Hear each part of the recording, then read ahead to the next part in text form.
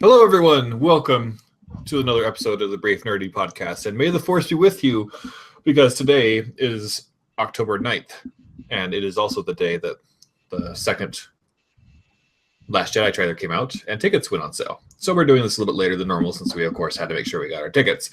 But joining me once again this week are my good friends, Trent.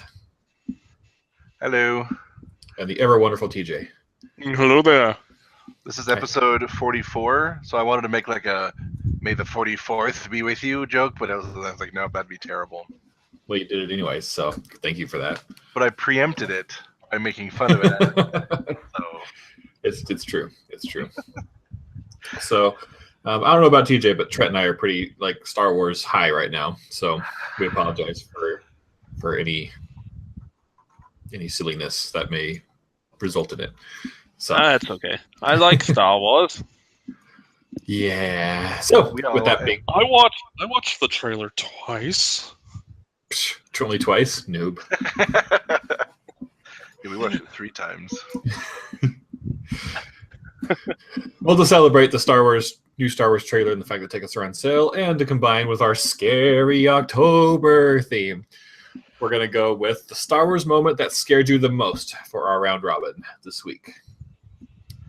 All right. I'll probably go first, if that's okay. Yep. Because I'll probably do the cheat answer kind of again. The first Star Wars movie I saw as a kid was Return of the Jedi, and so naturally the Rancor scared me a lot as a kid. Okay.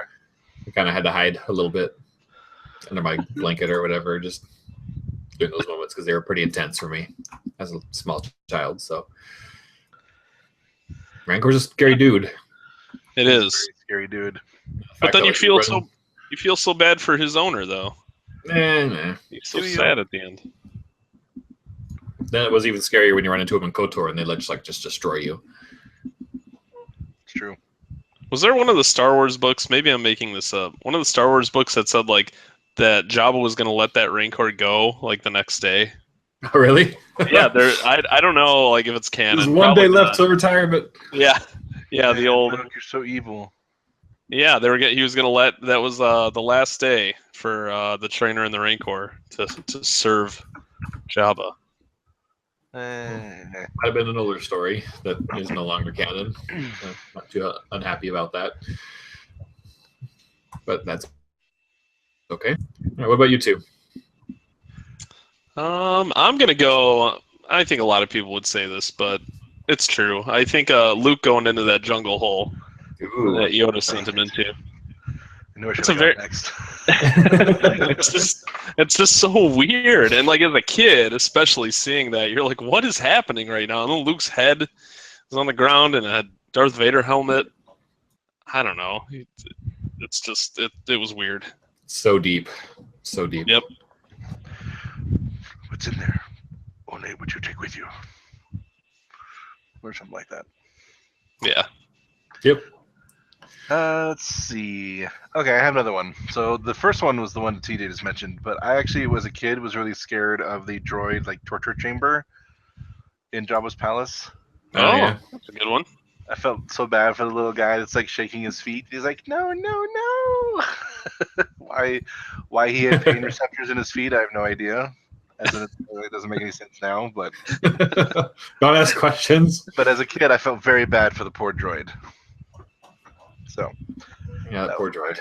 Scary Star Wars moment. I wonder what his history is. I wonder how many days he had left till retirement. He had one day. Every character that dies in Star Wars had one more day. Yep.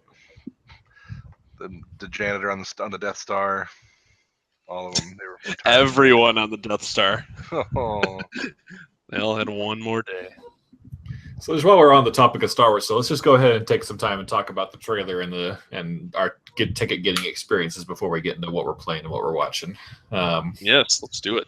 So I'll kind of just tell a little bit of a ticket story. So Trent, it was my savior tonight. For the past few movies for Star Wars, I've had a big party at my house with 20, 25 people. We get together and eat pizza and watch Star Wars movies and just chat and hang out, and then we all go to the movie together. And so the past few years, I've been responsible for getting all these tickets. So thankfully, I had Trent to help me this time, but he ended up being the hero of the day because I was at the local theater getting in line, trying to get tickets in case all the websites crashed, and he was back at home, hitting F5 a lot, trying to buy the tickets online digitally. And so, the workers were a little bit slow, and I wasn't the first in line, and so it took me probably like 5-10 minutes to actually get up to a person to help me to buy the tickets. But by that time, Trent had already purchased the tickets online. He managed to get through. The website crashed on him a couple times. He had to refresh and add the tickets again, but he ended up doing it. So he's the hero of the day. So this podcast is dedicated to him. It was an epic tale full of villains and heroics. Tales will be sung of it in the future. People at the movie theater thought I was intense because I had my headphones in and we were on Discord just like giving updates, and I was like, "Oh, AMC tickets have gone live," and just like refresh. Oh, Fandango's live. Crap, but you can only buy 9 at a time. There, try this website. Go. Yeah, we looked like a secret agent and control room guy. Or Batman and Oracle, like you said. That's right. I was here. What's the line from Spider-Man? He's like, "I can be your." With great power. No, not that one. You're fired. Computer guy. His computer guy. Like he's like, "I can be your guy in the room," or whatever he says. I forget. Yeah. But either way, I'm either Batman or Spider-Man in this story, so that makes me happy. Crap, I'm the nerd on the computer. We'll go with Batman because at least Oracle's cool. So, anyway. So, CJ, do you have any fun adventures with buying your tickets, or just like, oh, okay, tickets are up. All right, so I remember for Force Awakens, ordering them online was kind of tough, and then I remember there was a long queue. Like, I think I had to wait like 10-15 minutes in a queue just to get my tickets, and that was before our theaters had reserved seating. So this time around, only our IMAX theater has reserved seating. So I'm like, okay. I told my wife, I'm like, we got to be on top of things here. Like, we both got to be ready. We don't know when they'll go up, but it should be sometime around this time. So the football game was starting at 7:15. It was about 7 o'clock, and I'm like, okay, I think I have time to go shower really quick. So I get in the shower. As soon as I turn the water on, my wife starts banging on the door, going, "They're on sale! They're on sale!" So I start screaming like a madman, totally naked, jump out of the shower, grab my phone. And then we go to get the tickets. She's like, "Oh, no, wait. Adam posted the tickets, but they're not on sale yet." So I'm like, "Oh, geez." I'm sitting there soaking wet. And he leaves, and I'm like, "Let me check one more time." And then I did, and then they went on sale. So I call her. I'm like, come on, we got to get them. So we got them, like, instantly. There was no problem at all. Like, I honestly thought that it was a glitch or something, because I'm like, it can't be that easy. And it ended up being that easy. So after a while, I kept checking, like every 10-15 minutes. I'm like, okay, these tickets got to be selling out. And I looked, and barely any tickets were sold. I'm like, okay, this isn't right. Like, I don't know what's going on. So I was putting more thought into it. So what time is your guys' show? 11 p.m. Oh, 11 p.m. The Thursday night. Yeah. Okay, but what time was the show that sold out? I know, Trent, you mentioned that one sold out. Yeah, as soon as the page refreshed with clickable links, the 7 o'clock IMAX was already sold out. Okay, see, you had a 7 o'clock IMAX. So I think what maybe messed people up around here, because it's so popular around here. I might have mentioned this on one of the previous shows. The movie theater's so popular that they had to build another AMC theater right next to the one that we already had, because movies were so popular. So, like, it's huge. Huh. And that's why I'm like, okay, this can't be right. Why are these not selling out? But I think what caused confusion was our AMC is doing a double feature where they're playing Force Awakens at 3 o'clock, and then 6 o'clock is where they're doing the first showing. And that's an IMAX. So that means the second IMAX show isn't until 9:30. So when you go to buy your tickets, the first show for IMAX was 9:30, and like 6 or 7 wasn't an option. So, and those double feature tickets. What's that? Sorry, they were doing that at one of the theaters here, the one that Ryan was at. The one that I bought them at, they apparently were not doing that. Oh, okay. Because, yeah, like the double feature. Yeah, I mean, the double feature tickets are $35 a piece. And I'm like, okay, I don't really need to see Force Awakens again in the theater. And I was like, and that's $20 more than what I'm paying now. And then they are doing like a special event where you get like free popcorn and like some trading cards or something. I don't know. That's at 7, but even those tickets are $30 and it's standard format. It's not IMAX. Yeah, it's too much. Yeah, way too much. So I was just concerned about getting the specific seats that I like. So I'm settling for the 9:30 show. But I thought that was kind of crummy though, that the only way to see it first is to get like the double feature, and it's $35. Yeah. I don't really mind seeing it first or second or whatever, as long as I see it on opening day. Yeah. Yep. I'm just going to do what I did with Rogue One and Episode 7 because I didn't see the very first show in the theater for either of those. Mm-hmm. So I have a thing where I have my wireless headphones. I'm going to go in with just like blasting like Linkin Park or Metallica or something. And I'm about to break while I walk into the theater because people talk about the movie as they're leaving. You know, I was thinking about that too. I am kind of worried about that. But when people come like it was like driving up and down the parking lot yelling spoilers at people, and I'm like, that happened, really? Yeah. I was like, come on, douchebag! Like, really? Yeah. It's opening night. Let people enjoy the movie. But anyway.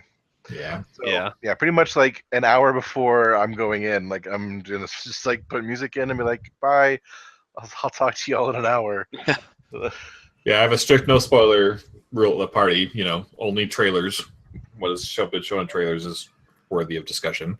Yeah. So luckily we have a group of 25 people, so if someone does spoil it, we'll just jump them, and they'll be okay. Surround them. Yeah, so that was the most expensive single movie purchase I've ever made in my life. Wow. You have to take out a second mortgage. I'm like, yee! But luckily everyone's pretty much paid. Yeah. Well, Just imagine if you had to gather everyone's movie pass cards. Do 25 separate transactions. Movie pass. Check in. You have to get all their phones too. So you have this cool plethora of 25 smartphones and 25 debit cards, and like, okay, check in. And yeah. It's okay. You're L1. Okay, go. Now you're L2. Now go. Speaking of Movie Pass, my buddy John, he ordered his and he finally got his. He ordered it a few weeks ago. They sent him 2 cards. What?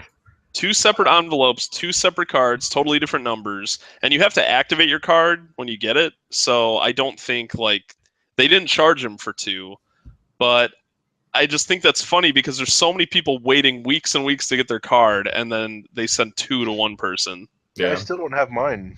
Oh, you still didn't get yours? No. Man. That's why I'm so like confused by this. Maybe John got yours. Send Trent the card. Yeah, just send me the card. I'll activate it.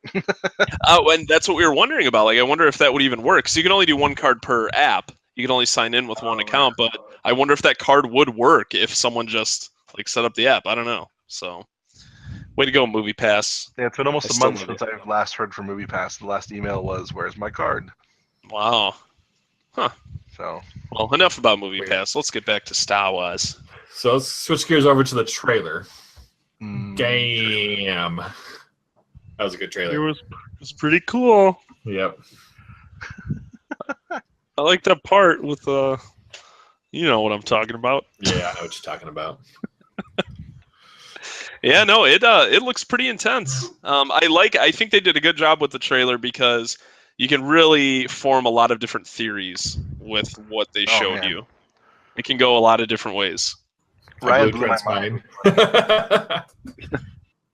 Go ahead. And I can't believe Han Solo's still alive. I know, right? Yeah. Like, I totally didn't expect that twist. I can't believe Han Solo's reincarnated as a porg.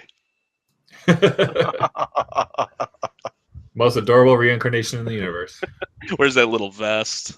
Like, can you imagine grumpy Harrison Ford and as like a porg? He'd be so mad.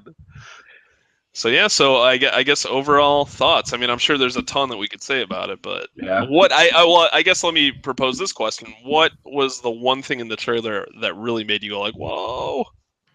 Luke's line. I'm extremely paraphrasing right now, but he said like that much raw power. Well, I can't even think of it anymore. That much raw power. Like I wasn't scared enough of it then. I am now. Replacing that raw much power once before, and I wasn't afraid of it then. I think it's with great power comes great responsibility. I think that's what he said. Yeah. And he holds up a big bag of Uncle Ben's rice. So no, yeah, I wonder what he's talking about. Like that is probably what has me the most intrigued are those like flashback scenes where Luke is like under that rubble. You see his robot hand come out. They kind of showed you a glimpse of it in Force Awakens where it's him Yeah. and R2. I want to know what that's all about. It looks so cool. Do you want to share what I said, Trent? No, you go ahead. Okay, well, because Trent was like, I wonder who he's talking about, and then I was like, well, I think the easy answer they would say would be, Kylo Ren. Like you saw Kylo Ren, he's like, oh, I've never seen that much power, and I wasn't afraid of it now, sort of thing. But my theory is that it's him. He's speaking of himself. Oh, okay. And he is the cause of the Jedi Academy's destruction. Oh, I like that. Where only he's only seen, his level of power once before, and now he sees it in Rey. I feel that if it is Kylo, it's kind of just, I guess, the easy answer. Like, oh, my nephew is now the most powerful dark side wielder ever, and now you're the most powerful light side wielder ever. Oh no, Clegane Bowl 2.0. But I don't think that is the case, because that would have to basically mean that he's on that island, almost literally hiding from Kylo Ren. Mm-hmm. Versus, I think it's just a much, much more interesting story if he is afraid of his own level of power and he exiles himself to that island to save the universe or save everybody else from his power. Oh, yeah. And then at that moment in the trailer, he now notices that Rey has that same level of power. And so that's probably the moment where he refuses to train her any further, in which she then goes to Kylo. Something to that effect is my current theory. Yeah, I'm thinking about that. I'm thinking that way as well. Now that Ryan ruined my brain. I do that a lot. I like it. It makes a lot more sense for the island, especially because it always bothered me, the idea that Luke just went into hiding because he didn't do well. Like as a Jedi leader, it's like, dude, you're ready to murder your own father to stop the Empire, and you're just gonna hang out on a rock in an ocean because your first school got blown up. I get that it's traumatic and everything, but I don't know. It didn't seem like him. Yeah. And I just don't want it to echo the original trilogy, where Yoda and Obi-Wan went into hiding because they feared the Empire, or rather, whatever their reasons ended up being. We know the First Order is hunting him, but that leads us to think that he's hiding from them. But that would be make for an all that much better twist if he is actually not hiding from them, but was doing it on purpose. And we can't forget that R2 had his location, or at least the last piece of his location. Right. Yeah. So that's that. What did you guys think about the about Kylo? Well, the trailer sets it up. It could be a little misleading, but Kylo potentially killing Leia. I don't think it happened. If she does die, I don't think it happens in that moment. Yeah, I don't think so either. I don't think they would spoil it. That was probably one of my favorite moments of the trailer, right there. Oh yeah, It's so poignant. The music stops for that split second. You see that hesitation. It's just so good. Yeah. I was getting emotional during that scene. It's neat. And the shot of her standing later on in the trailer and is kind of looking to the side with that really cool uniform gown thing that she's wearing, and just all stoic and regal and amazing. It's oh, Carrie, dagger, all the daggers to the heart. Yeah. Mm-hmm. Yeah, well, we'll see. We'll see what changes they had to make because of that. So I really hope they come out with some semblance of what the original plan was. After the trilogy. Yeah, maybe 5-10 years later. Yeah. I think my favorite cinematic moment was Finn versus Phasma. I thought that was really cool looking. It was very reminiscent of the duel in Episode 3 between Anakin and Obi-Wan, when they like clash with the lava coming up behind them.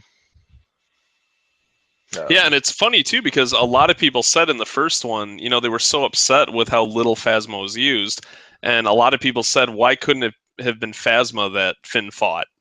Right. Like that's what people wanted to see instead of like that random stormtrooper. Traitor. Yeah. Yeah. After What reading did the Phasma book, Finn would have been destroyed.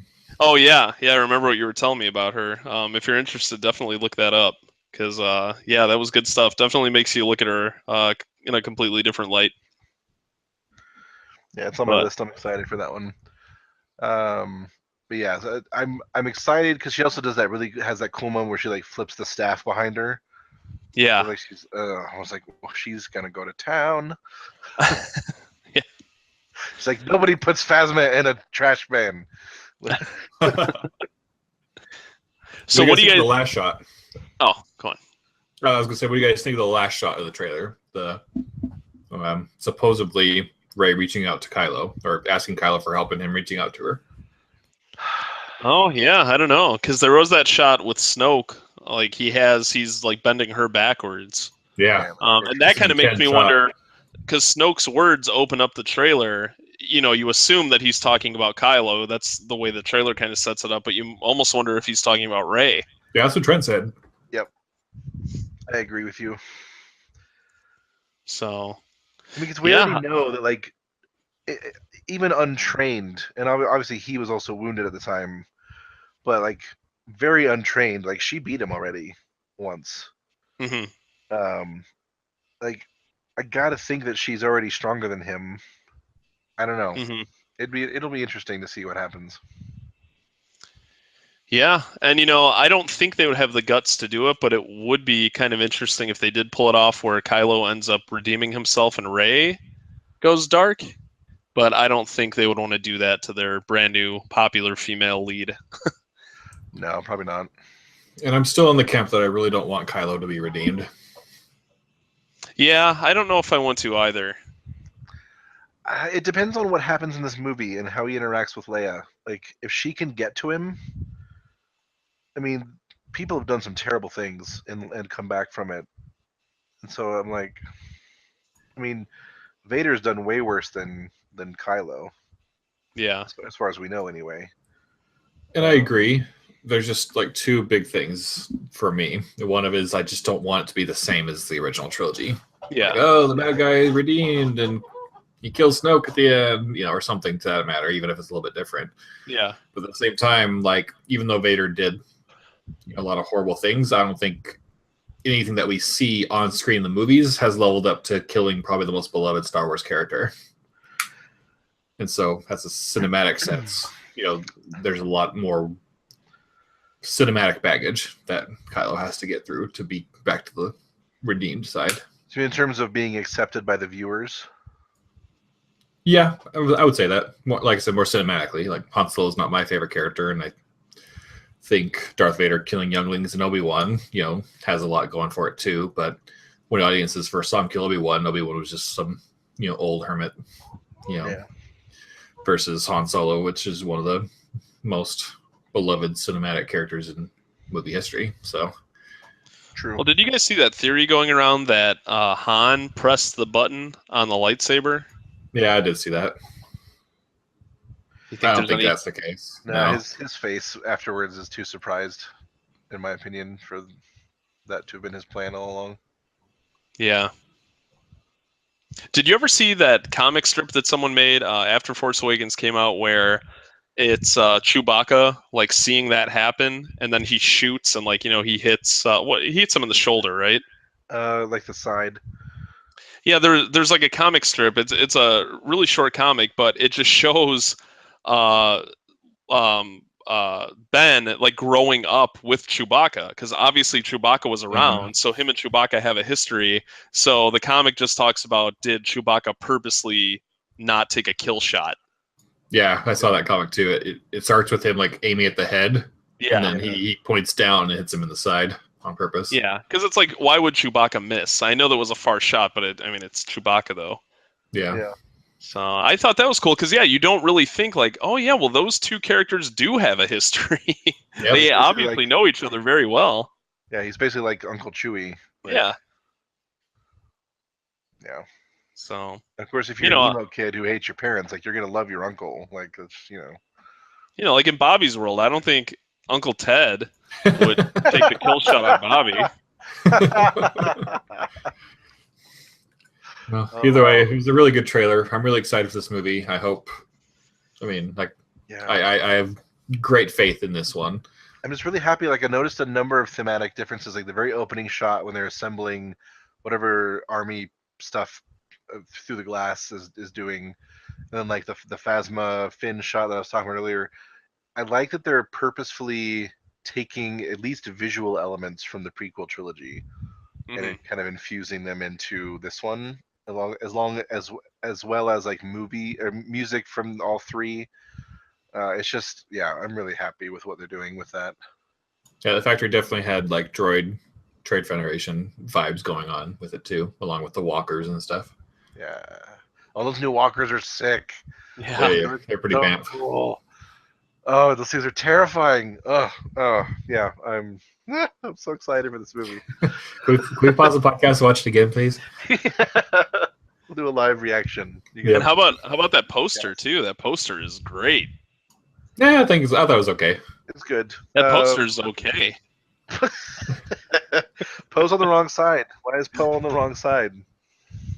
Oh, yeah, I don't know. And that bad BB-8's on there too. I'm like, wow, he made the poster. I know. It seems like everybody made the poster, really. There's just a little bit too much red. I really like the color balance in the Force Awakens trailer or poster, excuse me. Yeah, because haven't all of them to this point kind of been like space centric? Yeah, pretty much. And this one is very much over whatever planet that is, where the red dust comes up. Crate. That's right. What do they call those Really ships? funny. Those are Skimmers or something? It's something ski. Yeah, the lady who did the poster review called them like ski skimmers or something like that, I thought. Yeah. I think Speeder was the name, like ski speeders. Ski speed, yeah, something like that. We're gonna laugh at ourselves when we go back. None of these sound right at all. I don't go back and listen. It's fine. Yeah. So, all right. Well, I think that's enough of that Star Wars talk for today. So, if you haven't watched the trailer, why do you listen to this podcast and have not seen the Star Wars trailer yet? That's okay. But thank you. But go watch the trailer, please. Yes, and hopefully you had no problems getting tickets. Yep. May the Force be with you all, always. Always. All right, what we playing? Trent, kick us off. Mostly the same. Nothing really new since last week. I've been mostly just still playing a lot of XCOM 2 and Stellaris. Haven't really played Ark in the last week. I'm almost done with my XCOM playthrough, and I gotta say, if you're on the fence about getting the XCOM 2 expansion, War of the Chosen, it so far is possibly leading my favorite game of the year. Like, it Wow. Very nice. completely revamps XCOM, makes it way more fun, and gives you so much more control, and also ramps up like the tension and the difficulty at the same time. So like you feel like you have more power, but it's because you also have greater foes. And so like it's been just super fun. Very nice. Wow. You and I played a bit of Cuphead too, right? Yes, Cuphead is fun. Cuphead is hard. Like the tutorial, let me clarify, the tutorial was not hard. I made the jump in one jump. Some of those boss fights are really hard. I'm pretty much the best gamer ever. Like, how many times did we play that Zeppelin level? Oh, many, many times. Oh my gosh. We spent like half an hour trying to beat this one boss over and over and over again. Yep. It's super fun. If you were thinking about getting it, you should get it. Yeah, Cuphead is my new gaming obsession. That has taken over everything, all of my gaming time lately. I love it so much. I love the characters. I just love all the bosses, just everything. There isn't a single level in that game that I beat thinking, oh, I'm so glad I'll never have to play that again. I love it all. It's so good. Definitely going to be in my top 5 games of the year. Nice. Very nice. Are you playing with someone, or are you doing it all solo? I did solo. My buddy I wanted to play with, it's very hard for us to match our schedules and get together. So yeah, I played through it solo. I beat it. Does Mugman do anything with you if you're playing solo? No, you're just by yourself. Okay. So yeah, I'm really surprised that I beat it. Obviously I consider myself to be good at games, but I was definitely intimidated by this. But something just clicked with me. I don't know. I did it. I got some of the achievements that, like the one achievement I got, it said 0.27% of players have unlocked it. It's nice. You have to beat all the running gun levels without firing a single shot. And to do that, you unlock black and white mode, so it really makes it look like an old school cartoon. So I was like, okay, I have to get this, and I did it. So I don't know, the game just clicks, but I love it. I cannot recommend it highly enough. And don't let the difficulty intimidate you, because I don't know if you guys agree, but it's not that difficulty where it feels cheap. Like every time you die, you know what you could have done differently to avoid it, and then you get better every time you start over. Yeah, the bosses pretty much do the same thing every time. You just have to learn their patterns, and it's almost kind of like executing a dance. Like you just have to remember, okay, now I do this, and now I go here, and now I do this, and now I jump, and then it's very fun. Especially when you manage to pull off that complex series of things, and you're like, I did it. Exactly. Yeah, it's very rewarding, and then it's cool because you will die a lot. Like I definitely died a lot, but the boss fights, when you do beat a boss, it shows you how long it took you at the end. And most of the boss fights are just a few minutes. Like even some of the longer ones are maybe 2.5, 3 minutes. So when you do die and start from the beginning, it's not like, oh my gosh, I got to play through this whole 10-minute segment again. Yeah, I really like that they separated like the boss fights from the running levels. Yeah. In a lot of games like that, you run through the level and then fight the boss. And then you like die and have to go back to the beginning, and you're like, oh man, so I did this whole level again. So I thought that was a good choice. Yeah, if you have a very short attention span, the game is perfect for you. I think that might be why I am enjoying it so much. One of the reasons. So yes, go get it. I really want to hear your take on Golf Story, because I watched a lot of stuff on it this week since it came out. So I'm still probably not going to get it, just because I got too much on my plate right now, but it looks delightful. Yeah, it's really cool. So Golf Story is an exclusive game for Switch. I talked about it coming out a few weeks ago, but I haven't talked about it now after having played it. I don't know how many courses there are in the game, but I'm on the 4th one. And basically it's an RPG where you play as this golfer, and you wake up one day and you realize, I want to become a golf pro. You kind of gave up golf for a while. You were really good when you were a kid and you haven't played in years. So you say, I want to be a golf pro. And then you just go through these crazy courses and you're playing golf, and it has traditional golf in it, but there's a whole story. You're walking around talking to people, buying new gear, unlocking things, doing crazy challenges. Like one challenge, one part of the story, you have to hit your ball to a hole that's really far away. Like you can't get there with a normal drive, but when you figure out how to help these turtles, the turtles then come out of the water and you can bounce your ball off of their shells so you can reach the hole.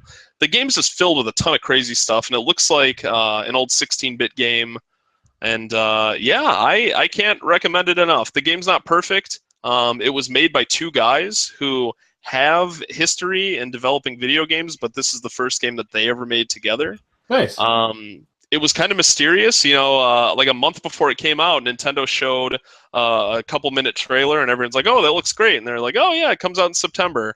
Well, September was reaching the end, and the game, people still didn't know when it was coming out, and then they released a new trailer and said, yeah, it comes out in 2 days.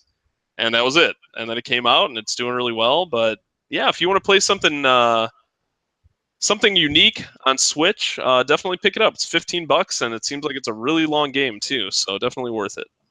Very nice. That sounds fun. Yeah. Mario's only 2.5 weeks away, guys. Oh my gosh. Oh, I can't wait. Can't wait.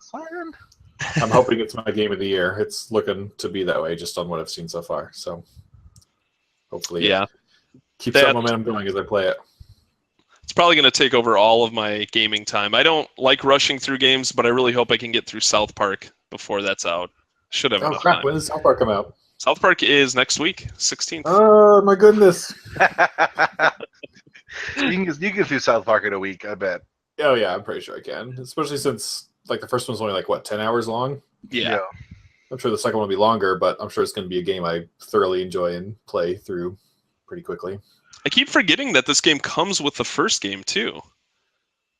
Yeah, I already own the first one on Steam. Oh no, so. I know, but yeah, but I mean, it comes with like the first game for PS4 and Xbox One. Oh yeah, that's true. It's good. That's pretty cool. Yeah, so even if you've never played South Park, I mean, buy this because it comes with the first game. The first game's fantastic. So even if the second one's just okay, you're still getting your money's worth. Yeah. But I can't see this game just being okay. Yeah, just knowing Matt Stone and Trey Parker, they're gamers themselves, and they have such a high quality level. I guess I say they don't like to release something unless like they're proud of it, so to speak. And the game's been delayed multiple times, and so people are like, "Well, yeah, that's because now it's because they're perfectionists and they want to get it right." And so I feel that the fact that they want to get it right, that's happening. And even in the very first trailer, they made a joke, and they're like, "We don't want to stop until we get at least a 9.0 on GameSpot." Yeah. So I have high confidence in it. Yeah. Good thing I don't want to play Shadow of War. So did we go over what you're playing, Ryan? Not yet. I just played Cuphead with you. Played the Battlefront 2 beta. People kind of like give me weird looks when I tell them what I think of it, because as being a big Star Wars fan, I really enjoyed the first one. I'm like, it's pretty much Battlefront. I mean, it's better than the first one, but I'm not like, what, I am going to get lost in this game for months kind of thing. Like it's great. I like it. I'm going to probably play through the single player story in one sitting, since these kind of first person shooter campaigns tend to be like 5 or 6 hours long. So I'll probably get home from work that night, sit down and play the entire campaign in one sitting, and then play the multiplayer for a few weeks and then kind of be done with it. And I'll be happy with that. But I don't know, people seem to expect me to be like, "Oh my gosh, it was so good. Oh, it's so pretty." And yeah, it's great. It's pretty, and I'm going to enjoy the hell out of it, I think. Yeah, so actually, it's funny. I downloaded the beta over the weekend, but actually never got a chance to play it. And I pre-ordered it. Still haven't had a chance to play the beta. I think they extended it another couple days. Yeah, they did. Nice. 2 days, I think. So you can play it later tonight or tomorrow if you want to. Yeah. Nice. But yeah, so played Battlefront 2 beta. I enjoyed it. Like I just said, I'm not going to get lost in it and play it forever because it plays very similarly to the first one, and I suck at it. So I'll be like, okay, yeah, I got my feel out of this. Space battles are awesome. There must be. Sorry, go ahead. Oh, I was just going to say, there must be something with that game, because there's like a lot of my good friends that are pretty good at video games say they really struggle with Battlefront. I mean, like I said, I've said this before on the podcast. I don't suck at first-person shooters. Like I was pretty high-tier Halo 2 and 3 days, and like even now, like I'm pretty much in the top 3 of every match of Titanfall I play. No matter which team I'm on, I'm in the top 3 as far as score or kills or whatever I'm going for at that particular moment. But Battlefront, like I am 75% of the way down the ranking list, pretty much at all times. So wow. I'm glad to hear someone else say that, because like I don't know what it is. I don't know what it is about the game. It just doesn't click with me as far as my gaming talents lie. So I play the support character. I play the officer, and I heal people and set up turrets. So nice. But yeah, it's good. Playing a little bit more Destiny. Only another Destiny 2 comes out in a couple weeks too.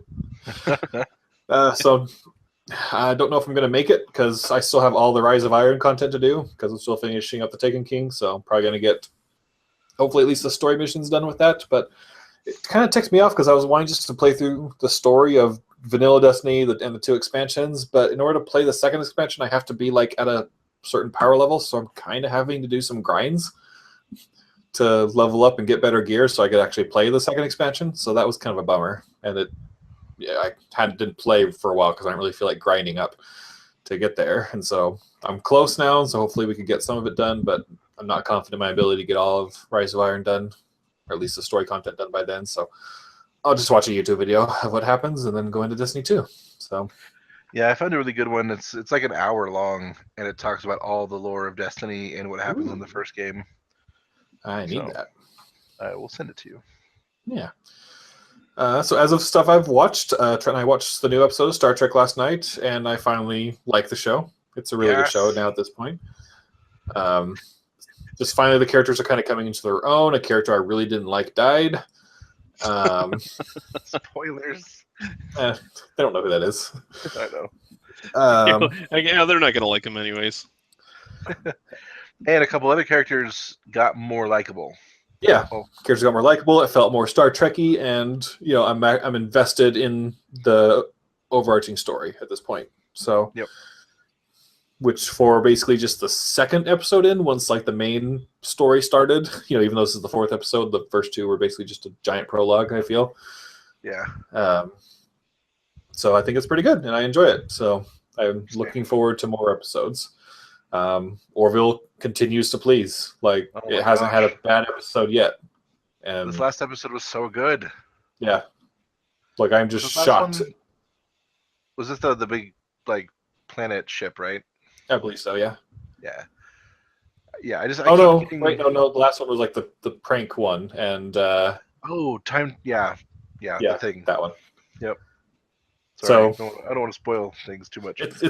I'm shocked of how good this is, because even someone like me who enjoys Seth MacFarlane comedy and Family Guy and stuff like that, like, I went into this being like, man, it's gonna be just like dumb Family Guy jokes in a Star Trek thing. But it's a thought-provoking show, and the humor balances out the drama so well. And we've beat this dead horse enough. It's such a good show.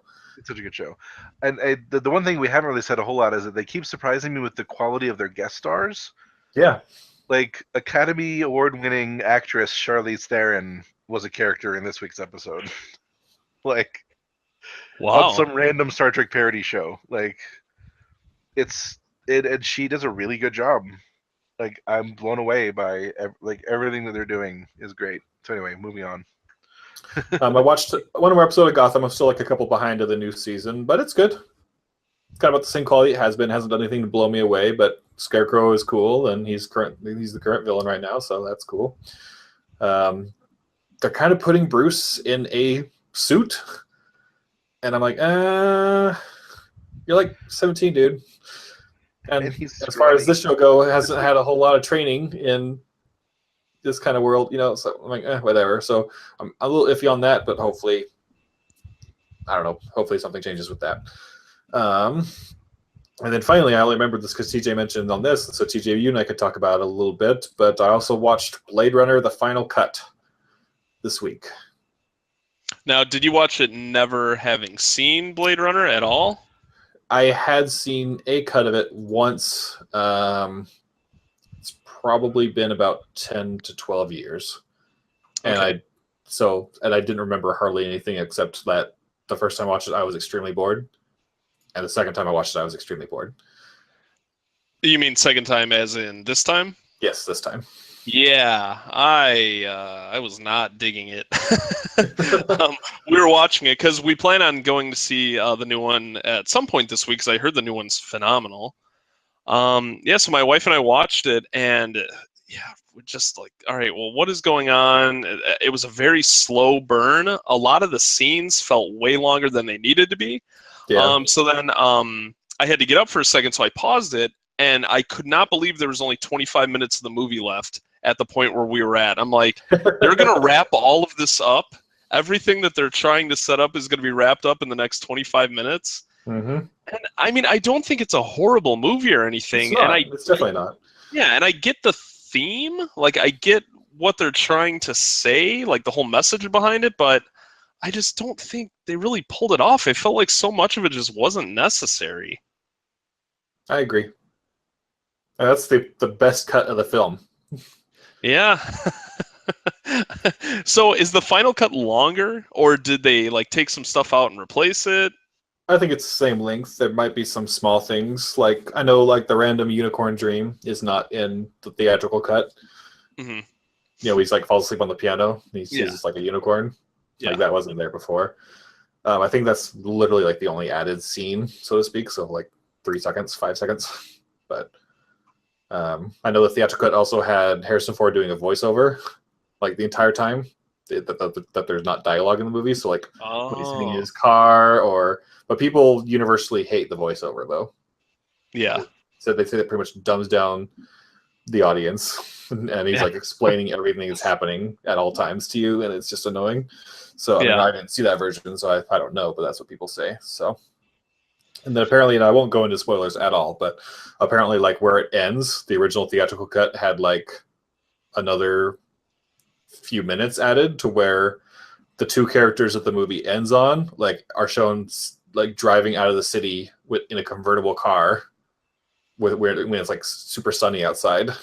Oh, Like totally Why would- not right why- tonally with the movie, but they wanted to have a more clear like happy ending. oh boy. So like that was in the theatrical cut as well. So And I think that's why it took me so long to see this movie, because how many cuts are there? Like 3 or 4? 3 or 4 mainstream ones, but apparently like there's like 8 if you know where to find them. Yeah, I feel like I've wanted to watch this movie for so long, but then I would see that and I would never really know which one to watch. So I'm just like, all right, I just won't watch any of them. Yeah. Luckily, I thought the same thing, even though I've said before I kind of wanted to watch it again before I go see 24/9. But luckily, there was just a Reddit post that kind of compared the versions and basically it and all the comments of Reddit were like, just watch the final cut. Oh, okay. So, Well, what I'm final hoping cut is the best after one. seeing 2049, it will make me look at the first movie differently. So Yeah. we'll see, because I've heard nothing but good things. I know it's not doing so hot at the box office, but I don't Yeah, know it what bombed people pretty really bad. expect Yeah. for a movie a sequel to a movie that came out over 30 years ago that wasn't that well received and just has a cult following. And they're barely doing any marketing for this movie because they don't want to spoil anything. Yeah. And it's like 3 hours long. It's rated R. It just has all the odds are against it. But once again, heard it's great, so we'll find out. Yeah. I had a busy weekend, so I didn't have an opportunity, but I'm excited to see it this week. Yeah. Nice. All right. So on to you, TJ. What else have you been watching? I've been watching Master of None on Netflix. I've been really behind with that. I haven't seen any of that show. So I've been watching that. I only have 2 episodes left of the 2nd season. Are you guys familiar with the show? Did either of you watch it? I've heard the name, but I don't really know anything about it. Aziz Ansari. It's his show. It actually won, I think, a couple Emmys this year. The 2nd season did, but yeah, it's really hard to describe. It's kind of about his life. I mean, he's not playing himself; he's playing a character very similar to himself. And one funny thing is his parents are in a lot of the episodes, and it's his actual parents who are not actors, but they're playing characters. So they're really terrible actors, but you love them so much because they are such horrible actors. And yeah, so like it's just about like this guy's life and stuff, living in the city, and it's not like laugh out loud funny all the time, but it does a really good job making it feel like a group of people almost that you know, and you have your friends that are funny, but none of your friends really make you constantly laugh, but you still consider them to be funny. That's kind of the feeling that this gives me, almost like you're just part of a conversation with your friends. It's very like real talk and everything, and they tackle a lot of different subjects. All the episodes are very different from each other, even though they all connect together. But yeah, it's a good show. It's just very different from anything else I've ever seen. So Nice. Sounds interesting. and I think there's only 10 episodes in both seasons, and Oh, wow. on average they're only like a half hour. There's some longer episodes, but yeah, really easy to get through. Sorry, I haven't watched Leftovers for a few weeks. It's okay. There's so much stuff going on right now, and so many TV shows are starting up. Because then I've been watching so many just random things that I can't even keep track of all of it. I traveled out of town. I flew on a few-hour flight, and I went on the plane with Maggie, and I was just like, okay, I'm done with Leftovers for a little while. Not going to watch any more on this trip until we get back. And then since we got back, we've had other stuff to do and watch. So Yeah, I'll it's go back. okay. I only have like 5 episodes left. So Oh, okay. Nice. But yeah, so that's that. Sweet. Trent. So my most exciting new stuff is Survivor is back.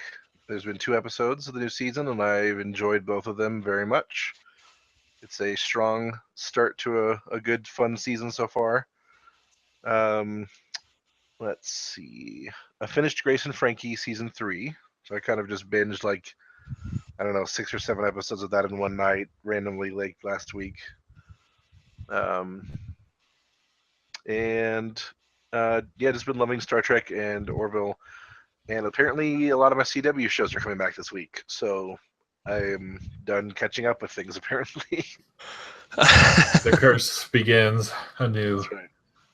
Ryan's going to help me set up a scheduler to help me keep track of my shows a little bit better, though. So maybe I'll stay more on top of them that way. There you go. Cool. Well, that's what we've watched and played. I kind of just want to note on one final thing, though. I started reading listening to the book From a Certain Point of View from a Star Wars story. It's 40 short stories that revolve around A New Hope. There'll probably be some minor spoilers here in my discussion, but right now it's about half and half. Some of the stories are like really, really good, and some of them really aren't good. One of them that is really good is actually the very, very first one. It has Captain Antilles, and it's his story from the moment that he hands the plans to Leia, and she turns around and says Hope at the end of Rogue One, all the way up until his death by the hands of Darth Vader. After he boards the 1084. So it's a really good perspective as he realizes oh crap, our hyperdrive is damaged and we're basically leaving a trail of breadcrumbs through hyperspace, and we're probably not going to make it to our destination. I should probably write my family and tell them I love them. Oh, the Empire is boarding us. Wow, that's intense. So it's a really good story, and there's also other just really good ones sprinkled in there, such as there's one where Obi-Wan is conversing with Qui-Gon through the Force for a good 20 minutes of the audiobook, as they discuss, I would say current events, but discuss Ben's certain or situation as of right now, and what he plans to do with Luke and stuff like that. So it's really good stuff so far. Mostly, some of them are really, really dumb. One of them is just about the one I'm reading right now. I'm just so I tend to be leaning more towards my podcast right now. But one of them is one of the Cantina guys has lost his sack of saxophone. So I'm just I don't care. I don't care. But they can't all be gems. Yeah, that's true. The ones that are gems are really, really, really good. Oh, fun fact. The reason why when the guy sees the escape pod and he's like, oh, there's no life forms contacted, hold your fire, they explain that in this book. Because that guy runs into this, I don't want to say bureaucrat, but an Empire pencil pusher desk person. Hey, I need help because I chose not to fire on that escaped pod, and Vader's going to find out and he's going to kill me. Because the plans, we now know the plans are on that escape pod, and so they kind of work through try to get the paperwork set up to where he could shift the blame on someone else. But the reason why he states he didn't fire is because the rebels had been using propaganda to say that the Imperials and the Stormtroopers were terrible shots, and so in order to combat that propaganda, the Empire put in a accuracy a key performance indicator. Mm-hmm. So every single Imperial officer from a stormtrooper to an officer, shooting lasers from a Star Destroyer, are judged by kill accuracy or hit accuracy. And so if he would have fired and destroyed an escape pod, it would have been a kill. And so it would have hurt his personal accuracy rating. And he was already on the line for when, I say quarter, but that's not what it was. But the time unit measurement they were using, he was already on the line. And so if he would have shot that escape pod, it would have put him into the fail level of that. So, oh my god! So now you know. Now you know. There's another really stupid one. Spoilers. Just kidding. What? What? I said there'd be a bit of spoilers for this. I know. I told Trent this one already, but there's one that slightly hurts A New Hope a little bit. So I apologize to anyone hearing this because you may not be able to see the scene in the movie the same again. Oh. But that red R4 droid that Uncle Owen chooses first? Yeah. pulling, and then it kind of explodes. And they're like, Yeah. oh, well, get R2 instead. Well, it turns out on the Sandcrawler, R2 had gone up to him previously and was like, I'm on a secret, super important mission to save the galaxy, and I need to make sure I purchase tomorrow. And the red droid's like, F that, no way, I'm getting bought, because I'm in better condition than you and stuff like that. And then there turns up for the lineup, and then Uncle Owen chooses the red droid, and the red droid's like so excited, he starts driving forward. But then at that last moment, where in the movie you see R2 like shaking back and forth and like going crazy, and like C-3PO is like kind of shrugging, like, sorry, I don't know what to do. But in that moment, R2 is actually yelling to that droid, like, please, you can't do this. The Empire's coming, they're going to destroy us all, and stuff like that. And that R4 red droid has a change of heart and decides that he believes R2 in that moment, and he's going to be the hero of his own story. And so he purposely like self-destructs so that R2 can be chosen to go with Uncle Owen. Oh my god! Yep, Who writes these? it's canon. It's canon now. That's what happens in that scene. That red R4 unit with the bad motivator did it on purpose. So Still R2 better can than be the Noodle chosen. Dream. It's just going to get to the point where every single character on screen has some sort of backstory. So now you won't even be able to watch those movies because every time you see anyone, you're going to have to stop and think about their whole backstory. So inevitably, a few years from now, when they do the same thing for Return of the Jedi, I'll let you know how that droid felt when he got tipped upside down. Yes. That's what I was going to ask you. Like, was it better than the Noodle Dream? Yeah, it's still better than Noodle Dream. For those of you who don't know, the Noodle Dream in the one of the first canon books, it was Star Wars. What was it called? Heir to the Jedi. Yeah. It takes place shortly after A New Hope, and so Luke is still very bad at using the Force, and so like he practices with noodles from his soup a lot in the book. It's kind of like if you listen to the audiobook, you hear the word noodle telekinesis. you need to hear in your entire life. So Ryan and I make fun of the book that's all about the Noodle Dream. Oh wow! Like from It was a terrible book. Terrible book. Yeah, so anyway, let's go ahead and get away from that. It's enough Star Wars for this week.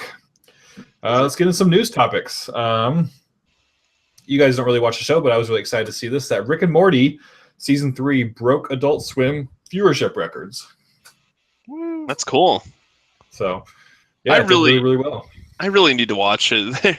Like, my father-in-law watches it, and he doesn't he doesn't watch, like, any cartoons at all, but he loves Rick and Morty. Like, it came on one day, and he kind of left it on in the background, and he was laughing at it, and he loves it so much. I also love it so much. Did you get your Szechuan sauce?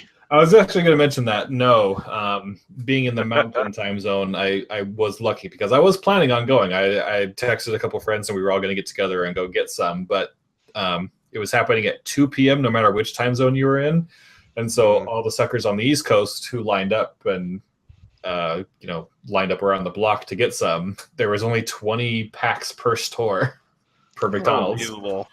And even then, like, not every McDonald's did it. You had to look on the website to see which specific McDonald's. Like, even here in Utah, like, only, 4 in the whole state were doing it. Wow. So, like, the state of Utah got 80 packets. And so, as that was happening around noon, our time, which was 2 Eastern, like, we saw that happening and people going crazy. And I was like, oh, yep, not going. So, but they've already come out. McDonald's has already come out and apologized and said they will, as a result of the, big reaction they got, they will be bringing back Szechuan sauce, like, as a sauce you can pick this fall. Like, oh wow! I don't know if it's going to be a permanent thing or just like a limited release sort of thing, but it's like it's going to be like for days, weeks, months at least. Oh, they need to bring back the McRib. That's all I care about. Yeah, they do every now and then. Yeah, they do. The McRib with Szechuan sauce. Oh yeah, and the Shamrock Shake. Gotta get swifty. In a blender. The Szechuan shake. Szechuan shake. And the shamrock sauce. I don't even know this show. There's so many things I can quote from it now. Yep, that's what happens. Bleeding into my pop culture. If a local McDonald's of mine was doing it, I probably would have been the only person in line that doesn't want it for Rick and Morty, that wanted it just because it's McDonald's sauce that they stopped making a long time So even as a hardcore Rick and Morty fan, like I don't even eat like chicken nuggets with their sauce that often, and so like I kind of just wanted it not really to be part of the discussion, but just just because it was a Well, fun did thing you to see do. like the label for it? It was really Yeah. cool looking, really colorful, and all the limited characters and edition stuff. posters Yeah. and stuff. Yeah, So weird. I just feel What's the so Rick bad and Morty if you look on Reddit and stuff. There are all these horror stories about these poor McDonald's employees that just had to deal with the scum of the earth, just are yelling at them and screaming and blaming them for not having enough sauce. And yeah, that's one thing that really hates that the Rick and Morty fan base can be. I mean, it is genuinely a really, really good show. As a result, you get a large amount of people, and when you get a large amount of people, you get some of the worst things a fan base can bring out in people. And unfortunately, Rick and Morty is one of those right now. The fan base can be very. Yeah. Well, I saw a friend of mine post on Facebook that she was kind of upset when she was in McDonald's the other day because there were like 5- and 6-year-olds that were really mad that they weren't getting their Szechuan sauce, and she's like, "Are these kids watching this show? Like, They this definitely shouldn't be. is not a child-friendly show. Like, this is a very, very adult." And she's like, "These are the people that brought their like 3-year-olds to see Deadpool." Like, Yep. oh boy. Yeah, my nephew, who's 10, thought my sister, his mom, was the worst mom ever because he was the only like kid like in his class that didn't go to see the new It movie. Oh wow. So I was like, okay, because she touched me. She's like, "How bad is it?" And I'm like, no, it's not for 10-year-olds. Yeah. I mean, it all depends on the kid. It all true. depends on, but as a consolation prize, I gave him a copy of the 1991. gave him a copy of Debbie Does Dallas. Yep. On DVD. And he watched that one, and he ended up sleeping in their bed that night. So if he's watching the 1990 version and sleeping in his parents' bed, yeah, that's I would have made it through the new It. How much longer is it going to be in theater? I still need to go see it. I'd imagine a week or two. It's probably still going to be there a while. I think even my movie theater, Spider-Man and Wonder Woman were playing up until they came out on Blu-ray. Nice. And there's always the dollar theaters too. Yeah, I feel like if I'm going to see it, I should see it in the theater because it'll be more scary that way. Yeah. And then I'm ready to go anytime. I keep thinking my movie pass is going to show up, and it just hasn't shown up yet. So anyway, Let's go see Blade Runner, Lego, and It this week. Ooh. I still want to see Lego. I just need to get around to it. yeah. I just don't want to pay full price if I can get them all for free for Movie Pass. Yeah, I don't blame you. So. Anywho. Yeah, so moving on to our next story. We kind of mentioned the Orville already, but Seth MacFarlane came out and he says he's very confident that Orville will get a second season. A lot of people were worried about the ratings because it's a sci-fi show on Fox. Yeah, naturally. That's a bad track Yeah. record. But he's like, the ratings have been good and the community reception has been phenomenal. Paraphrasing him there, but he says he's been very pleased with the fan reaction mainly. But he said the ratings have been good enough, I think. So. Well, Fox will manage to screw it up somehow. They'll keep changing the time that it airs, and then one night it won't air till like 11:30 p.m. because of a baseball game, and don't throw this in the universe. Because even if we're joking about Firefly, like Fox canceled Family Guy twice. Yeah. Just for the same reasons. Like Family Guy was sent all over the place. Yep. So Seth MacFarlane knows firsthand what that's like. Yeah. So I'm excited. Like I said, TJ, you need to give it a shot before it gets too many episodes so you can catch up. Yeah, honestly, it's not that I don't want to. It's just there's just so many things. So much, yeah. Shows right now. It's All the crazy. things.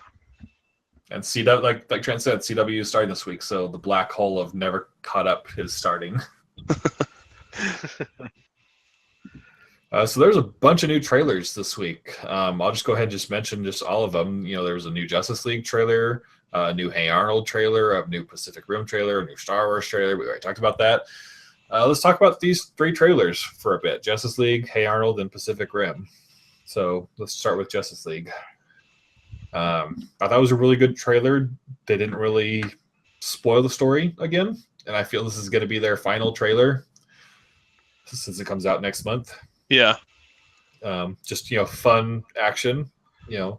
I wouldn't say I'm more confident in it than I was before because I'm still just going in with a grain of salt. But I feel at least they're doing the marketing right, and that's a positive sign. Yeah, it still just looks very Zack Snyder ish. Yeah. I mean, of course it will, but like all these scenes of them like driving around and fighting all these demons or whatever they are, it doesn't even look like they're on Earth. Like, where are they? Like, I can't even. It's like all orange and creepy and. I mean, I'm familiar with the story, so I could tell you. I mean, at least the story that they're adapting it from. It looks to be adapting it from, I guess, but you never know. But I mean, I'm trying to reserve my judgment until I see the full movie, but I'm not sold on this take on Aquaman yet. I don't know. I feel like they're trying really hard to make him cool, and I don't know. It's just not doing it for me. well, that's kind of what Aquaman has been in the comics for the past 10 years or so. Like the orange and green version has kind of been the joke for many decades at this point. And so, not that it was a reason they kind of rebooted him, but they kind of made that this super awesome version of Aquaman is the Aquaman now. So I guess I'm just more used to it since I've been more familiar with him. But I mean, like where Aquaman is from, it's so different than like everywhere else. I mean, he lives underwater in Atlantis, so you would think that he wouldn't be able to fit in as well with everyone else, but I don't know. He just seems really cocky and arrogant. I do question them not using Green Lantern, Shazam, or Green Lantern, Shazam. Who's it? I just had another one in my head. Green Arrow? The Wonder Twins. No. I don't remember off the top of my head. There's 3 other Justice League members that they could have potentially used, but didn't. Martian Manhunter? Yeah, that's what I was thinking of. Thank you. Yeah, Martian Manhunter, Green Lantern, or in Aquaman's place. But yeah, I don't know why they decided to go with Aquaman. Yeah, because I can understand why no Green Lantern, because they probably don't want to associate with their last movie they did there. They do reference the lanterns in it though, not in this trailer, but the one before. Yeah. And I mean, we gotta think like, look how Wonder Woman was. Wonder Woman made her debut in Batman v Superman. And everyone's like, oh, man, she doesn't even have her own movie yet. Like, how's that going to work? And it worked. I mean, everyone loved her. I think she was the fan favorite, like the best part of that whole movie. Yep. But now it's like you got the Flash, Cyborg, and Aquaman. None of them have their own movie. And it's like, you're going to introduce all of them now? Yeah. I don't know. See, to me, like Aquaman so far, just based on the trailers, he seems hard to relate to. Cyborg, he's literally like a robot. I have nothing to connect with him. Now. Ezra Miller playing the Flash, he is stealing these trailers. Oh, he is, yeah. He is killing it, especially this most recent one with the whole like bat signal thing. Yeah, just his timing with the like, that's so cool. It's your signal. It's like I died. So I'm excited for that. If they do what I think they're going to do, I feel that Cyborg's probably going to be actually one of the more relatable characters. Yeah, good. I'm just based on what I've seen so far from the trailers, like he's giving us nothing personal wise.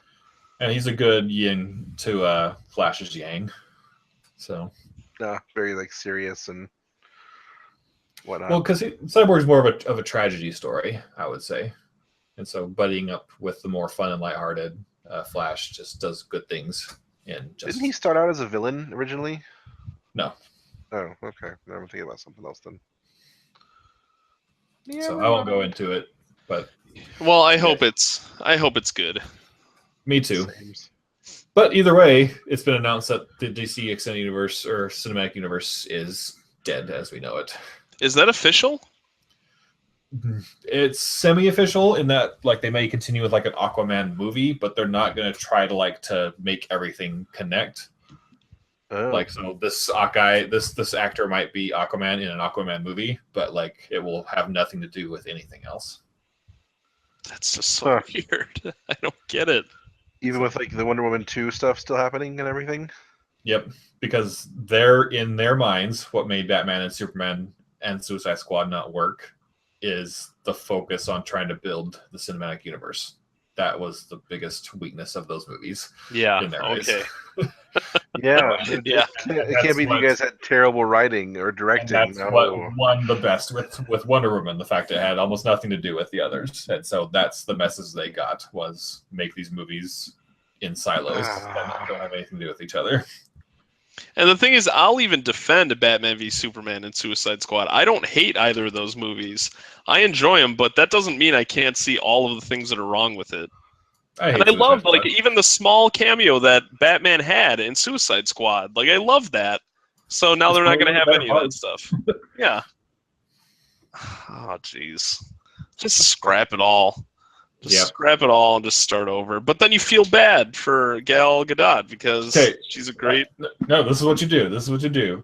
The Flash looks awesome. Hopefully he's awesome in Justice League. If he is awesome in Justice League, have him through Flashpoint. Yep. That would be cool. Reboot the DC universe, but with those characters being the same ones we know. That's all you have to do.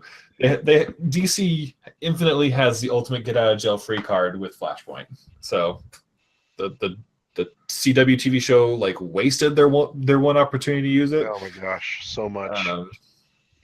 But it's like hope's not dead yet for the movie cinematic universe. So Wasn't what was Diggle's daughter's name in Arrow? I don't remember. Oh, Sarah. For some reason, I thought maybe it was Hope, and you're like, Hope's not dead. I was like, just kidding. No. Anyway, I was wrong. All right, so on to the Hey Arnold trailer. Did you either of you watch that? Yes. I did not. I'm a little bit more excited for this movie than I should be. I loved Hey Arnold growing up, and I was actually one of those probably few people who was very disappointed in the fact that they didn't finish the story. That they kind of literally end the show on a cliffhanger that never gets resolved. Yeah. So the fact that they are resolving it with this TV movie or whatever, I'm very excited for it. All I know is Stoop Kid better be in it, or I'm going to be very disappointed. Better show up for at least a cameo. He had a at San Diego Comic-Con. He had like he was not featured, but like he was in some like art, Hey Arnold art they had there. Oh, okay. Like, just kind of like up on the walls of the Nickelodeon section of the show floor. So doesn't mean anything, but you know, at least Bobby they know Budnick. his significance. I guess I would say. Well, Bobby Budnick has to come back and voice him too. Okay, let me just call up my guy at Nickelodeon. I'll take care of it. Well, I am going to see Mark Summers this month, so I'll let him. Oh yeah, that's right. I'll give Do him it. my 2 cents. So not much more about the Hey Arnold trailer, but another Pacific Rim trailer dropped, and I think it looked pretty cool. I like the more daytime. Seemed to be very much more daytime in this one, and that makes it so we could better see the action and what's going on. A lot of movies like that just tend to be like at night while it's raining, so it hides like the CG a bit. Yeah. But this one seems to be all daytime, and they're facing bigger and badder threats, and it features our boy Finn. So John Boyega. John Boyega. I thought the trailer was good. I hated the music choice. I thought it was terrible. It didn't hype me up at all. Like I almost wanted to put it on mute when I was watching the trailer. But the scenes they showed and like John Boyega and all the different people, I thought they all looked pretty good. Yeah, I never. I tried twice to get through the first movie and I couldn't do it. Oh yeah, that bad? Yeah, I don't know. I just. If you're Blade Runner. I've actually never seen Pacific Rim. Well, see, Blade Runner has the sequel that's supposedly really good. So with this one, maybe now, and I do love John Boyega, so maybe now I will watch the first one. There you go. But I don't know. It just felt really slow, very long, very, very long. Yeah, fair play. I didn't love it, but I liked it. Nice. I'm excited for the second one. All right, our final topic for the day. I don't want to spend too much time on it, so hopefully we don't get into a big arguing debate about it too, because this is another internet darling topic right now.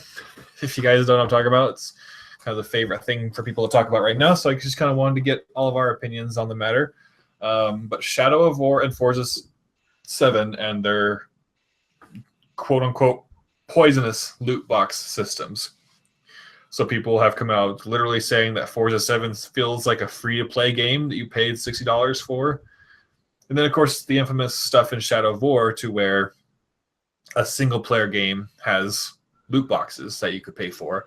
And there's reviewers have kind of stated that there's 4 acts in the game, and the first 3 acts where you kind of get a semi-ending at the end of the 3rd act, you don't need them at all. But apparently the 4th act is a grind that may take like 40 or 50 hours to get through to get to the true ending if you don't spend money on microtransactions. Are you serious? That 3 reviewers have said that. And my gosh. I was listening to one of the Game Informer podcasts where it was an episode specifically about Shadow of War. And the guy interviews one of the leads behind the game, and the first question he asks him is like, what's the deal with this, with these microtransactions? Like, how does this work? And all the guy said was, this game, microtransactions aside, this game is 4 times the size of the first game. So he's like, so for, your $60, you play through it from start to finish without buying anything, you're getting 4 times the game that the first game was. So it's like, you hear that and you're like, oh, okay, it doesn't sound necessary. But now if you're saying these reviews are saying the last 4th you like absolutely need to grind and do all this stuff, that's awful. And it's like, is that why the game is 4 times as big? Because you have to spend all this time grinding in the 4th act? Like, that's terrible. Yeah, all anecdotal, just from reviewers. But the kind of question I have for you, TJ, did you play Arkham Knight? I did. I actually got all the Riddler trophies in that too. Okay, but did you have the moment before you got the Riddler trophies to where you like did all the Riddler's challenges and then you start the boss fight with them and then it goes away and it's like, oh, come back after you've got all my trophies? Yes, I did. Like they said, that's kind of what it is like. Like you don't get the true ending of the game unless you grind out this really 30 to 40 hour like end game stuff. That's not really like story based, but the ending is locked behind it. That's terrible, because even after I did all that, after I spent all that time in Arkham Knight, I said to myself, like, instantly, why did I waste my time?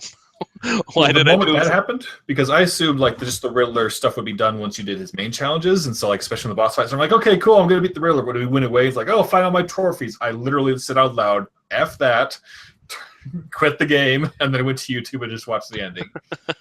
So I was like, no. I don't blame you. That was a huge waste of time for me. Yeah. So we'll see as more people the games, because again, not all reviewers have said that. People speculate, maybe they just got like the 3rd act ending, the semi-ending, but not like the final true ending, and just stop reviewing the game at that point. And so they never, when they say in their review that they never really had to worry about the loot boxes at all, it may be true for them, but they may have done the 40-hour grind thing too and not need it too. We don't know for sure. We just know that there's been a few reviewers that have come out and had said that for the first 3 acts of the game and the main core of the story, it's not pervasive and you don't think you would need it. But if you want to unlock the true ending, it's going to be a grind. So. And you just mean it's going to be a grind if you don't pay anything. Yes, exactly. But if you pay and get some legendary orcs to add to your team, then you could get through it super fast. Holy cow. Yeah, well, that's pretty awful. What's your thoughts, Trent?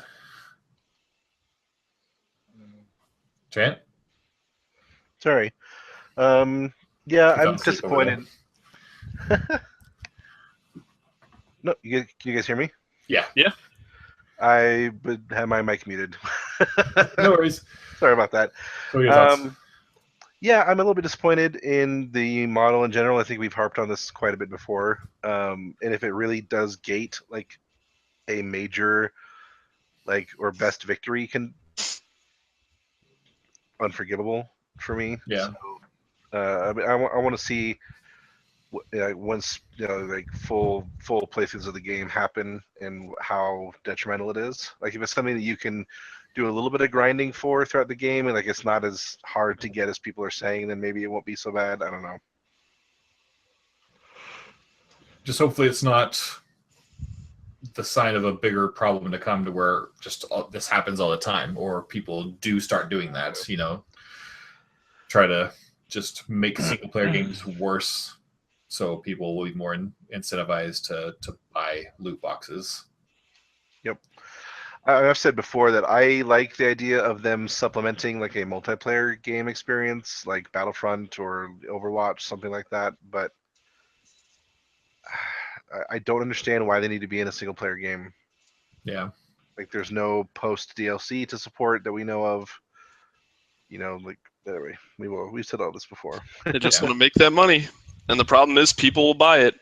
Yeah, Mhm. that's the Everyone thing. can complain, but there will be more than enough people that buy it and never complain at all. Yep. And that's the frustrating thing is that, like, to get it to stop, we would need to send a direct, like, nobody buy this signal. But it's That's the thing. 99% of people aren't going to buy it, but it's that 1% whales who's going to spend $1,000 doing Yep. it. yeah. That's the problem. That's correct. Yep. So and Forza 7 isn't much different. They already had some super shadiness that they backpedaled on. If you bought like the collection edition of the game or just paid like the $30 for their quote unquote season pass, it was something called like VIP. Basically, you get a ton of extra cars, a bunch of extra content they download, but then you get double experience points the whole game, or not experience points, double money in the game. And this was on previous versions. So people could just basically, as they play, they earn money faster to buy the cars they want, or the parts of the cars they want faster. And most people, assume that would be okay. And then when Forza 7, was announced and pre-orders came out, people didn't realize what they paid for VIP again. But then when the game came out and the actual description for VIP came out, it said you had it for like 5 uses. You could get double credits on a race 5 times. Oh, Similar to that. Wow. And so people were pissed. People were funding the game, and Microsoft eventually backpedaled and restored VIP to what it was before. But there's that. And then there's also loot boxes in Forza 7.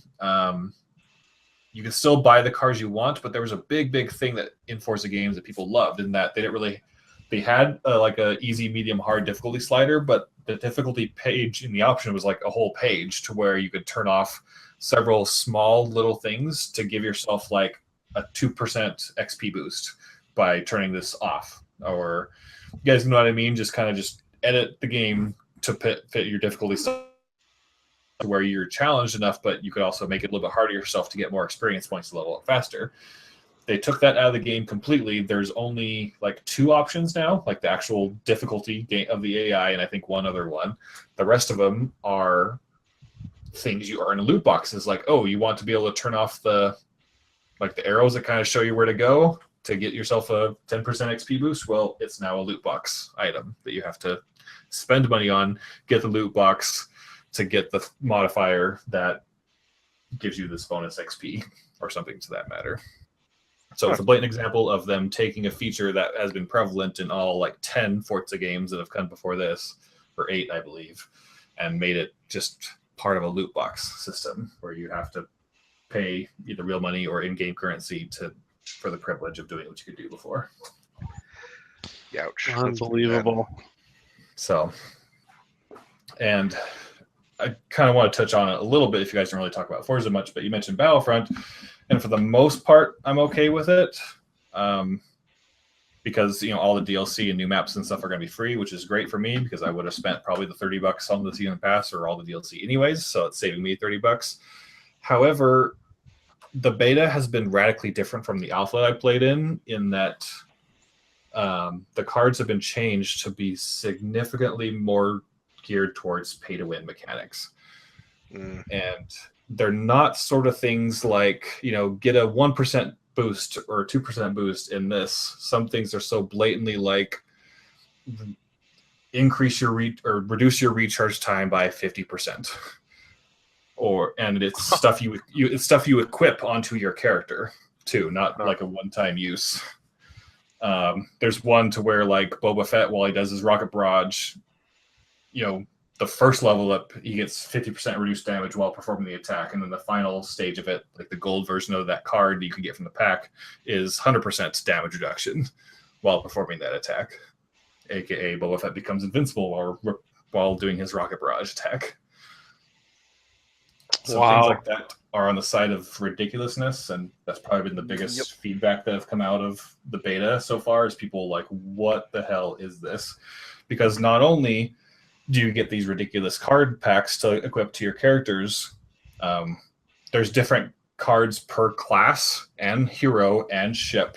And so like people have played the beta, like I really want to play the officer, but all the card packs they gave me from the experience I went to the assault class. And so all these cards they have for the assault to make the assault better, but they have nothing on the officer. And so they can't play the class I want to play because their assault has like all the souped up stuff. Not only that, you do not level up your classes by playing them. You literally level them up by attaching cards to them. And like you start off with one card slot for your character, but when your character reaches level 10, you get a second card slot. So the better stuff you equip onto your character, the more slots you get to put on that character. If that makes any sense, the way I'm explaining it. Yeah. Yeah, kind of. And so there's, a hypothetical situation where someone could get the game, spend $500, get a ton of cards, and already be level 40, and have all their classes be stocked up with all their slots full of higher level cards to give them stuff like 50% cooldown on their abilities and stuff like that. So,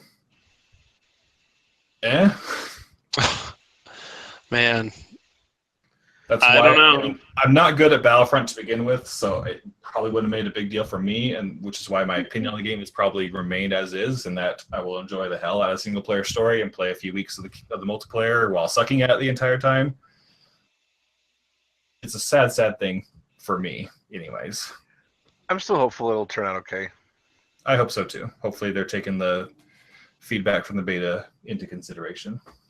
Yeah, same. So, topic at the very end here, because I just saw it flash across my newsfeed, and I have heard literally nothing about the show. Oh? Do you know that Marvel is putting a Hulu original out in November? Wait, what? Yeah, it's called The Runaways. It's Marvel's Runaways, and it's a Hulu original.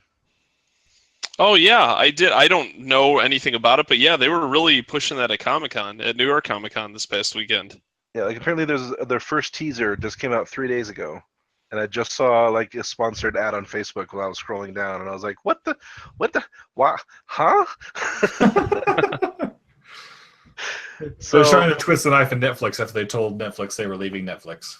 I guess, it's just interesting. I saw a news article about it, but I don't want to talk about it without having read it. So maybe we'll talk about it next week. Because there's an interview with the head of Marvel's TV branch that's explains why they didn't do Netflix for this show. But maybe we'll talk about that next week or something. I just thought it was funny. I was like, what the hell? I've never heard of this show. Well, hopefully it does better than Inhumans. It already looks better. Not that it's hard. It's a low bar. Such a low bar. But it's basically the premise is that there's these group of teens that find out that their parents are a part of this cult thing that are super evil, and so they run away or something, and have to run away from their evil parents or something. And some of them have powers and some of them don't, and stuff like that. So there's a comic for it and everything that's based on. So we'll see how it does. Nice. Well, why don't you go ahead and take us out on that note? Alrighty. Well, thank you for joining us for another episode of the Brief Nerdity podcast. We apologize for not having any user questions, or not user, I always say user, viewer or listener questions. We were too busy drooling over the trailer and trying to get tickets. We were trying to get Star Wars tickets and watch the trailer and everything tonight, so we didn't post anything for it. But feel free to reach out to us on social media, come to our website, briefnerddity.com, send us an email at briefnerddity@gmail.com. And then go to briefnerddity.com/iTunes if you want to go leave us a rating or a comment. We would love that. So hope to see you guys again next week. It's time for the Jedi to end. Goodbye, everybody. Bye. Bye.